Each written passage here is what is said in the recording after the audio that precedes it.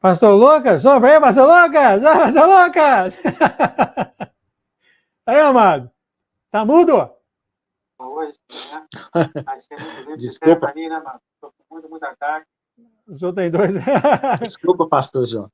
Não, desculpa do quê? Não tem nada toscano, não. Então, o pastor Lucas está aí.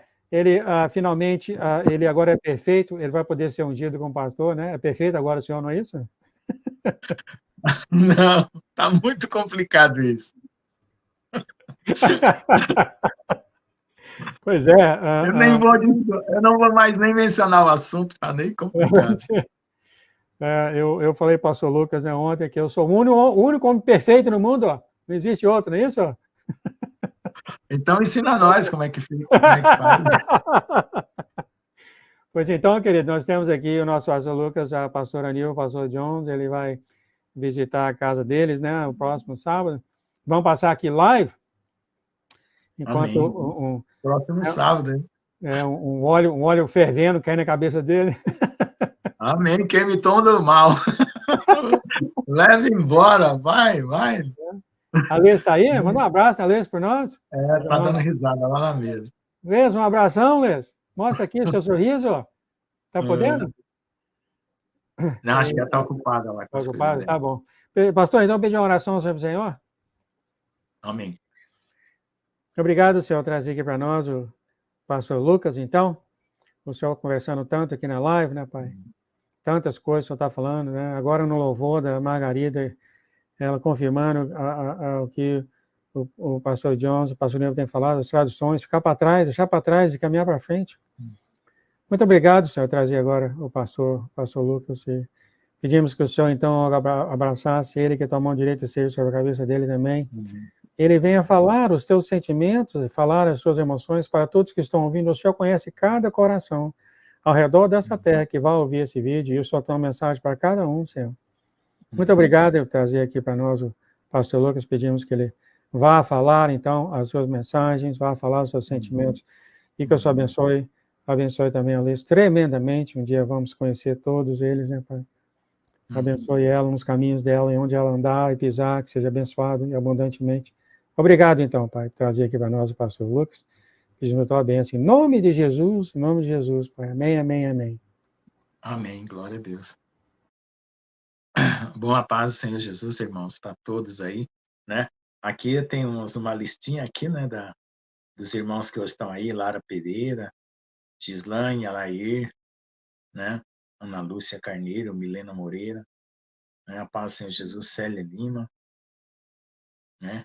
Todos nós saudamos com a paz do Senhor Jesus, né? O Senhor abençoe, né? Também o irmão Davi Feniassi, tá bom? Deus que abençoe a todos. Então, irmãos, vamos aí nessa caminhada, né? Estamos ao início dos últimos 7 anos da Terra. A nossa proposta de trabalho que Deus nos deu, né? É preparar a noiva e nos prepararmos, né? Porque também somos noiva. Aqueles que preparam e os que são preparados são noivas, né? E ainda tem, né? Dentro da noiva tem divisões, né? De categorias espirituais, né? Deus, ele é muito organizado. E nós precisamos saber reconhecer qual é a nossa posição diante de Deus, porque a humildade não é você se abaixar, porque às vezes você pode se comiserar. Comiserar é achar que você é um coitadinho, né? E nem se levantar. A verdadeira humildade é você saber qual é a sua posição. Eu sempre oro ao Senhor para me revelar qual é a minha posição, né? Eu falo que uma barra de ouro é tão ouro quanto uma montanha de ouro, né? Então, a pessoa ela pode ser uma montanha de ouro, mas se eu for uma barra de ouro, eu sou tão ouro quanto ele, né? E a quem muito é dado, muito é exigido, né? E ao que mais tem, mais será dado. E ao que é dado, muito é exigido. É gostoso você fazer as coisas por amor, né? Porque eu sinto no meu coração uma vontade de que toda a minha casa espiritual seja ocupada por Deus. E você vê que eu sou muito analítico, eu sou uma pessoa que eu analiso as coisas, e eu vou explicando para vocês como que é a nossa luta, né, contra a nossa carne, a nossa maneira de viver, como que tem que ser para nós mantermos o foco em Jesus. E às vezes eu observo, dentro de mim, que parece que tem um lugarzinho ainda vazio lá que Deus pode preencher, Deus pode ocupar. Mas o interessante é que a nossa carne, ela já oferece uma resistência natural. Natural porque a gente não precisa nem pensar, né? A carne ela já é resistente ao espírito, né? E quando você consegue, Deus faz uma divisão com a espada do espírito, que é a palavra, você consegue perceber a diferença entre a carne e o espírito. Tem gente que ainda não consegue perceber a diferença entre a carne dele e o próprio espírito. E aí fica confuso, a vida espiritual dele fica confusa. Você tem a palavra, né? Aqui tem a palavra, mas a palavra, só letra, ela mata, né? Como Paulo fala. É o Espírito que vivifica. Então, antes de ler a palavra, você precisa pedir para o Espírito Santo dar vida para ela. E o Espírito Santo dá vida, a palavra, na maneira que você vai vivendo o seu dia a dia. Você vivendo o seu dia a dia, colocando ele na presença de Deus, né? Quando a gente tem o ego muito grande, a gente não sabe colocar as coisas na presença de Deus. Mas, por repetição, né? Como dizia um santo católico que dizia assim, vai fazendo por repetição, uma hora você faz com o coração. Era uma frase dele, né? Então, quando a gente começa nessa jornada, a gente vai porque a gente entendeu que tem que ser por essa jornada, não tem outra. Jesus é o único caminho, a verdade e a vida. Então você vai. E o inimigo vai te atacando, porque ele tem mais informação do que você, né? O inimigo tem mais informação do que você. É tanto que os judeus, por exemplo, Jesus apareceu para os demônios ali para expulsar, e o demônio fala: quem és tu, ó filho de Deus Altíssimo? Vieste a nos atormentar antes do tempo, né? Os demônios sabiam quem era Jesus e os judeus que estavam perseguindo ele não sabiam. Então, o demônio tem mais informação do que o homem. E é por isso que o homem tropeça, porque o inimigo ele está no mundo espiritual e ele está vendo o movimento espiritual. E o homem precisa aprender a viver no mundo espiritual para ver esse movimento espiritual. Mas o homem não consegue de si mesmo. Então, é por isso que tem que ter o quebrantamento, como a pastora Nilva falou. Se você não pedir para o Senhor te quebrantar, você nunca vai ver o mundo espiritual. Você vai sempre confundir você com o mundo espiritual, as vozes, os pensamentos, vai ser uma bagunça. Antigamente, tinha uns rádios antigos, não sei se tempo do meu avô, da minha avó, tinha uns rádios que você sintonizava, as rádios. E tinha hora que o rádio estava estragado e pegava 3, 4 rádios ao mesmo tempo. Aí era um jogo de futebol, era um programa evangélico. Então, você mandava para o técnico aquele rádio e eles corrigiam aquela sintonia e você sintonizava uma rádio por vez. Quando você não vive corretamente uma vida no espírito, você mistura tudo. Mistura a sua carne, mistura o espírito de Deus, mistura a voz, as vozes que existem no mundo, né? No mundo tem muitas vozes espirituais também. E aí você pega uma coisa achando que é de Deus, outra que não é, e vai fazendo essa confusão. Então você precisa pedir a Deus para fazer essa sintonia. E essa sintonia ela só vem por meio da humilhação. Em primeiro lugar, você tem que reconhecer a sua condição de pecador, de que você não é Deus para se auto-salvar. Né? Você não se salva a si mesmo, você precisa de um Salvador. Só do fato de você precisar de um Salvador e reconhecer isso, você vai buscar ajuda, que é o próprio Jesus. Né? Você vai clamar a Ele e pedir ajuda. Aí você vai dar o próximo passo, né? Que é crer e obedecer. Né? Porque não é só crer, eu creio que Jesus existe. Né? Todo mundo no mundo diz que vai crer que Jesus existe, ou que Deus existe. Como diz lá, os demônios também creem, estremecem, mas não obedecem. Então, crer é um compromisso de obediência. E para você obedecer, você tem que entender toda, toda a situação da sua vida. Né? Como é que você está aqui? Por que você está aqui? como diz aquela história, de onde eu vim para onde eu vou, né? Então, o mundo, ele já existe há milênios, né? E as pessoas vão nascendo no meio do mundo. Mas, às vezes, a pessoa para e começa a pensar sobre o que é o mundo, o que é a vida, para que serve a vida, onde eu vou morrer, mas que graça tem eu viver, viver e morrer? É como um papel que queima, né? Perde o sentido. Então, quando você descobre que Jesus é o teu Salvador, e que você morreria ou morrerá por causa do pecado, aí você busca esse Salvador. E aí você vai caminhar na presença dele. Só que na caminhada tem muitas etapas, muitas, né? Não dá nem para a gente contar assim.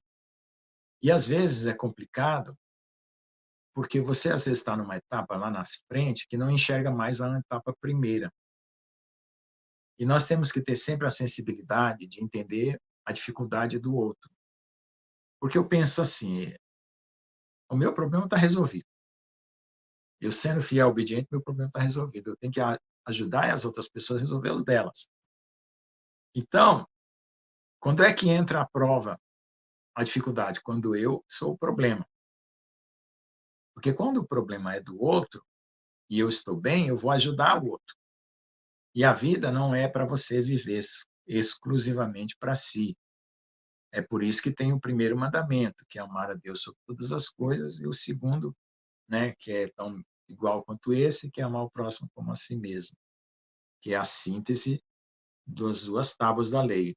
5 mandamentos eram a respeito de Deus e 5 mandamentos a respeito do seu próximo. Então, o que acontece? Você, para cumprir o último mandamento, você tem que cumprir o primeiro. Se você não amar a Deus sobre todas as coisas, você não consegue amar, fazer as coisas que vêm na sequência, né? Abandonar a idolatria, guardar o sábado, e que toda aquela lista de mandamentos, não matarás, não furtarás, não cobiçarás a mulher do próximo. A base, que é o primeiro, é amar a Deus sobre todas as coisas. E enquanto o teu eu estiver na tua frente, vai ser difícil amar, né? Você vai amar mais a si mesmo do que a Deus. Então, o processo da vida cristã, ele começa pela morte, quebrar, despedaçar esse eu, esse velho homem. Porque ele é falso. É o eu que todo mundo carrega, uma cópia de você falsa que Satanás criou para enganar você. O teu verdadeiro eu está escondido em Deus. E vai se manifestar quando Jesus manifestar. Então você tem que correr atrás desse verdadeiro eu, que é aquele que teme, que obedece, que ama, né, que se compadece, que tenha a mesma medida de pensar em si como nos outros, não pensa mais nos outros, né? Porque aí você se desvaloriza e nem pensa mais em si, porque aí você é egoísta, você tem a balança equilibrada.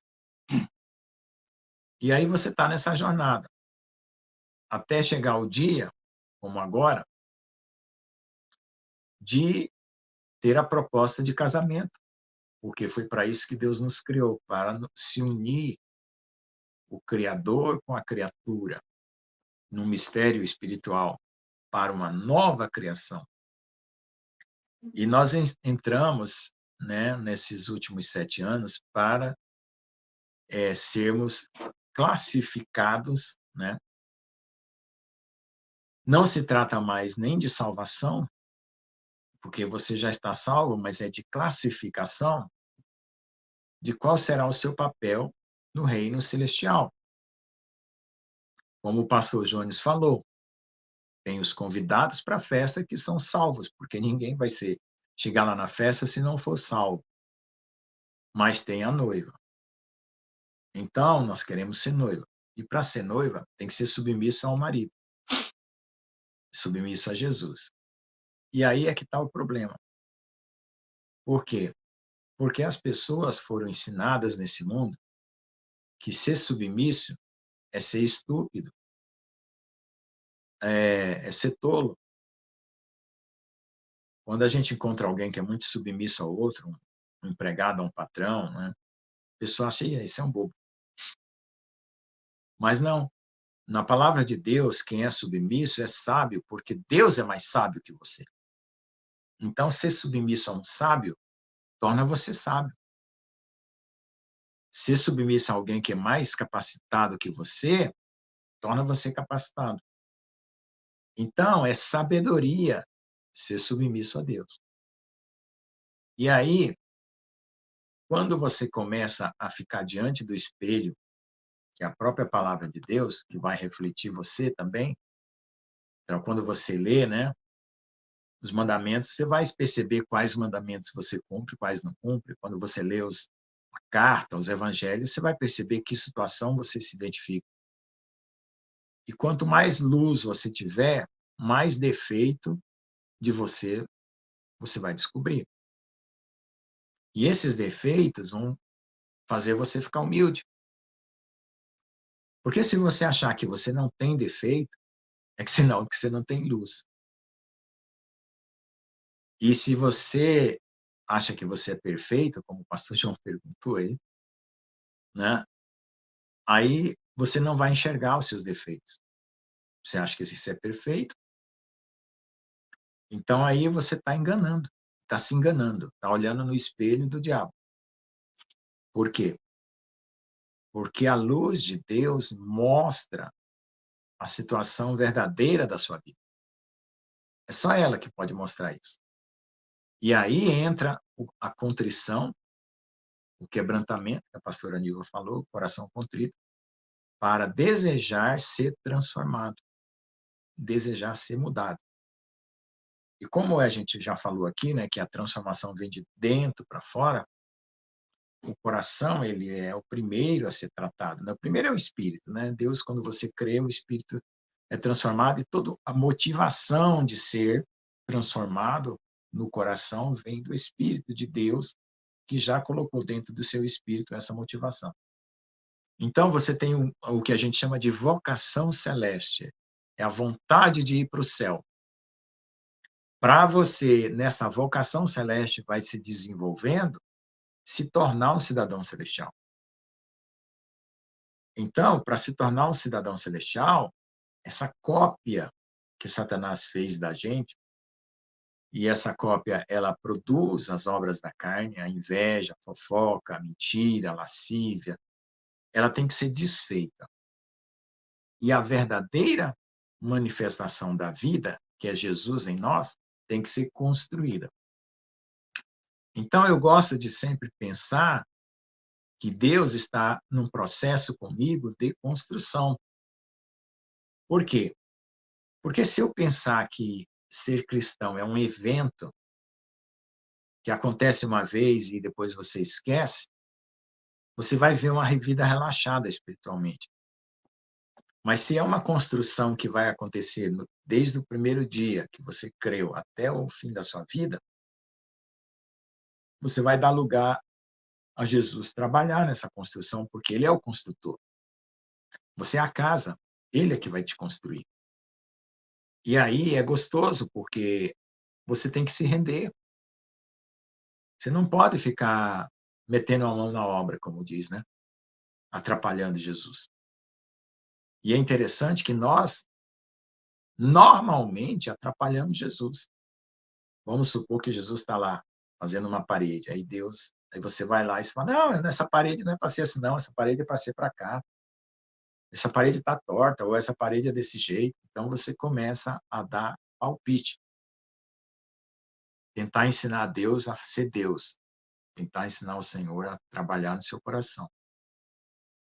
Então, você não pode fazer isso. Você tem que olhar na palavra aquilo que está faltando na tua construção, fazer o pedido, que é a oração, entregar na mão do Senhor e deixar Ele trabalhar. Mas você tem que ter a responsabilidade de ficar vendo o que está faltando. Porque essa é a comunhão. Você observar o que falta em você e pedir na oração. Porque assim como você vai pensar no que você precisa, você também vai pensar no que os outros precisam. Então, será que na minha construção, vamos supor que for uma casa, Está faltando ferro, cal, cimento, areia. Aí eu vou fazer o pedido do ferro, cal, cimento, areia. Será que na construção do outro não está faltando também ferro, cal, cimento e areia? E se você tem de sobra areia, será que você não pode dar um pouco de areia para ele construir lá, para o Senhor Jesus construir lá na casa dele? Então você vai pensar naturalmente no próximo, porque você sabe quem você é. Você sabe quais são as dificuldades. E aí você vai ver quais são as dificuldades que as outras pessoas também têm. Porque quando a gente reconhece quais são as nossas dificuldades, que a gente consegue reconhecer a dos outros. Se você não consegue reconhecer as dificuldades dos outros, você não consegue reconhecer nem a sua. É tudo um espelho que faz para lá, acontece para cá. Se você não tem compaixão dos outros, você não tem compaixão de si. Se você não a perdoar, você também não vai se perdoar. Você tem que aprender a se perdoar para perdoar os outros. Tem que aprender a amar para se amar os outros, né? Então é lá e cá, lá e cá. Então essa é a nossa caminhada até o ponto que Deus dá o diploma para você. Não, você está pronto, está preparado. Agora eu vou te colocar numa outra etapa. E agora, nesse tempo desses últimos 7 anos, muitos vão ficar prontos para a próxima etapa, que é a colheita, que é o que Deus vai determinar específico para cada um. Porque ainda tem gente que precisa ser salvo na terra, né? E Deus vai usar de cada um de nós, né? E é voluntário, né? Você querer ser usado por Deus. É você que levanta a mão e diz: "Eu, Pai, eu quero, Senhor. Quero trabalhar na tua obra. Me faz um vaso para te servir, para os teus propósitos." Porque você se coloca como voluntário, mas você não vai sair na frente de Jesus fazendo de qualquer jeito. Você vai pedir as instruções para Deus. No momento certo, ele vai levantar você e vai enviar você, vai preparar todas as circunstâncias para você fazer aquilo que ele determinou. Porque se você fizer de você mesmo, você vai ficar um crente de obras. O que é um crente de obras? Que ele acha que porque ele faz, ele merece, né? E a gente não merece nada. É a graça de Deus que nos concede. Porém, né, pela gratidão termos sido salvos e amados por Deus, nós nos dispomos. Então, a disposição é a atitude de você deixar Deus escolher qual é a situação que ele vai dar para você. Então, nesse tempo agora, nós estamos para perto de descobrir qual é o papel que cada um vai dar para nós, né? Por quê? Porque nós temos 7 anos, né? 7 anos. Então, os 3 anos e meio vai estar se encerrando, e depois os últimos 3 anos e meio. Então, nesse meio desses acontecimentos, né, vai ter o arrebatamento. E nesse arrebatamento, para chegar lá, você tem que estar preparado. E no arrebatamento, e até lá, Deus vai estar usando da sua vida para salvar outras vidas. E é a grande colheita, como a gente já falou aqui, capítulo 19 de Apocalipse. Essa colheita ela vai acontecer de muitas formas, né? O arrebatamento vamos dizer, é o ponto final da colheita.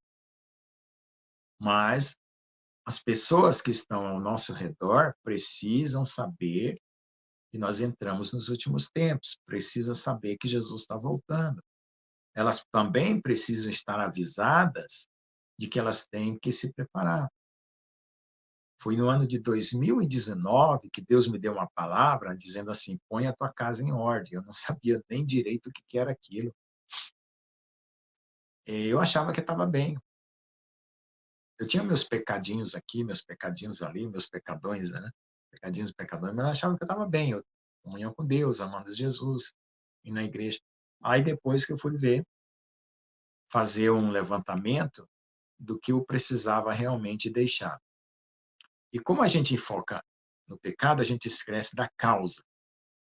É melhor você olhar a causa daquilo, do que o sintoma. O pecado é como uma gripe, mas quem causou a gripe? Então, o sintoma do pecado é a carne. É a carne. Quer dizer, o pecado é sintoma de uma doença chamada carne. E a carne, ela tem que ir para a cruz. Ela tem que morrer com Jesus para ressuscitar com ele no espírito. Então, não existe um cristianismo sem a cruz de Jesus para nos mortificar na carne. Não existe. Se eu pregar um evangelho que não morre a carne, que não renuncia ao velho homem, é um falso evangelho. Por isso que chama de caminho, porta estreita e caminho apertado. Caminho apertado não é falta de dinheiro, não é doença, não é enfermidade. Isso todo mundo tem no mundo. Todo mundo tem dívida. O mundo inteiro tem dívida. O mundo inteiro passa por doença. O mundo inteiro tem dificuldade. O caminho estreito é a mortificação da carne. Se você tiver num caminho que a sua carne está sendo mortificada por Deus, porque você entregou para Ele mortificar, aí você está no verdadeiro evangelho. Por quê? Porque se você pegar um evangelho só que de venha a nós, o vosso reino nada, como diz, né? Você só quer tudo para si, você está semeando na terra. E na terra tudo passa. Mas se você está se rendendo ao Senhor e está pedindo para Ele fazer a obra em seu coração, e toda vez que a sua carne se levanta, você leva para o Senhor e pede perdão para Ele, e se humilha, você está desfazendo o velho homem. E você está buscando tesouros no céu. E aí o seu coração está nele e no reino que ele traz. Aí você está juntando, porque aí você não vai buscar os seus próprios interesses. Você vai buscar os interesses de Jesus. Porque nos interesses de Jesus, os seus também estão lá na melhor maneira possível. Só que se você buscar nos seus próprios interesses, o de Jesus fica de fora. E ele nos criou para servir a ele, para adorá-lo. Não foi para a gente ter um mundo para nós, não é? Como fala até aí, mundo de Bob, né? Um mundo dentro do seu próprio, do seu próprio umbigo, né? Fala, né? A pessoa só olha para o umbigo. Então é esse o problema. Você tem que tirar o foco de você e jogar o foco em Jesus. Perguntar para ele o que ele quer que você faça. E amar para agradar o coração dele. E esse processo de amor você alcança quando você sente o amor de Deus. Quando você sente o amor de Deus, você aprende a amar. Quando você sente o perdão de Deus, você aprende a perdoar. E aí você vai perceber, se você não está conseguindo amar, é porque você não está sentindo o amor de Deus. Então, peça para você sentir o amor de Deus por você. Se você não consegue perdoar, então, peça, né, para Deus te dar o perdão dos seus pecados através do quê? Daquilo que você precisa confessar diariamente. Porque todo dia nós pecamos. Todo dia. Você peca porque você é um pecador, nasceu pecador. Então, o que é que acontece? Você vai fazer aquele exame, né, diário. O que aconteceu hoje que não agradou a Deus e pede perdão. Quanto mais você faz isso, menos você peca, mais você santifica, porque mais você vai fazer o que Deus quer. E fazendo o que Deus quer, você está obedecendo. E a palavra de Deus diz que aquele que obedece é aquele que ama. Porque não adianta nada você dizer Senhor Jesus, e não obedecer. Então, procure o coração de Deus. Procure o coração de Deus. O que é procure o coração de Deus? O que quer dizer essa frase? Quando você ama uma pessoa, você quer fazer o que a pessoa gosta, o que a pessoa quer, o que agrada a pessoa. Então, procure o coração de Deus. Procure saber o que Jesus quer de você.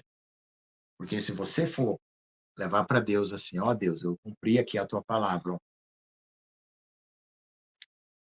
Cumpri ela. Aí tá aqui, ó. Tá pago a minha conta, agora eu quero o reino do céu. Você não vai conseguir. Não compra. Não, você não compra. Mesmo que você faça assim. Porque sabe por quê?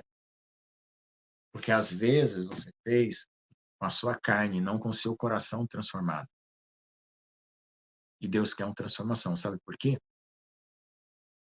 Na hora que aparecer uma dificuldade maior, é capaz de você esquecer de obedecer. Porque você não está realmente transformado no coração, no íntimo. E esse é o maior problema do homem. Tem um ditado que diz que a estrada mais comprida da vida é a distância entre o que o homem põe no pensamento e aquilo que está no coração. Aquilo que ele põe no pensamento, que é a palavra, até chegar no coração, leva uma vida inteira. Essa é a estrada mais longa. Então, quando você se humilha, se arrepende, se quebranta, essa estrada fica mais rápida. Aquilo que foi colocado na tua mente vai chegar logo no teu coração. Então, essa é a situação que nós temos na vida, nessa caminhada. E aí, o que vai acontecer? Nós vamos ter confiança de que quando Jesus voltar, nós fomos tratados por Ele, o nosso coração foi construído por Ele, foi purificado por Ele, e nós vamos ter paz para saber que seremos arrebatados, saber que seremos transformados. E quando começar a aflição na terra, como o teu coração está sentado nele, você vai ter a paz para enfrentar tudo. Então, essa é a situação. Paz para enfrentar o que está por vir. Até o limite que Deus disser, não, agora vamos embora, aqui terminou. Pois Meu é. amado, olha só, está pegando fogo aí em sua casa também? Amém. Amém. Que pegue fogo, queima todo o mal. Maravilha. Eu gostei quando o senhor falou que o caminho estreito é a mortificação da carne. É lindo o senhor falou isso. Amém. É verdade. Não tem outro, não. Não é Teve, fácil. teve um profeta aqui que falou, essa parte 2 que o senhor falou, que Jesus falou para quem, gente? Eu nem sei qual um dos profetas que eu escuto aí, que muitos têm o conhecimento da palavra dele, mas não têm um relacionamento pessoal com ele. Ele falou isso. É um coração. Mas é...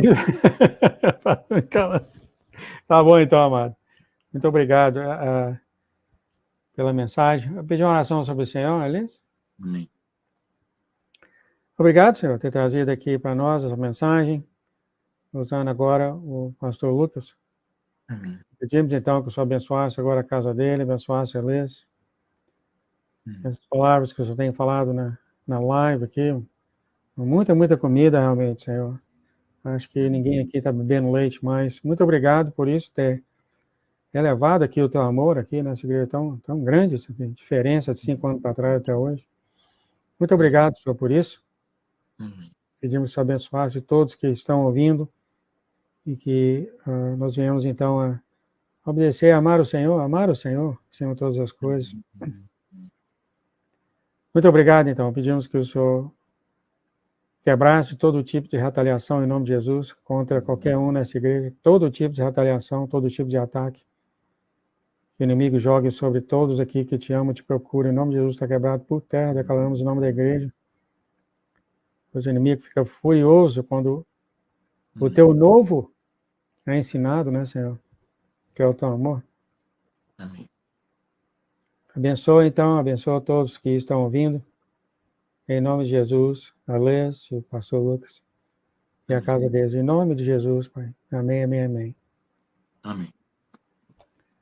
Até a paz, mano. A gente se vê aí.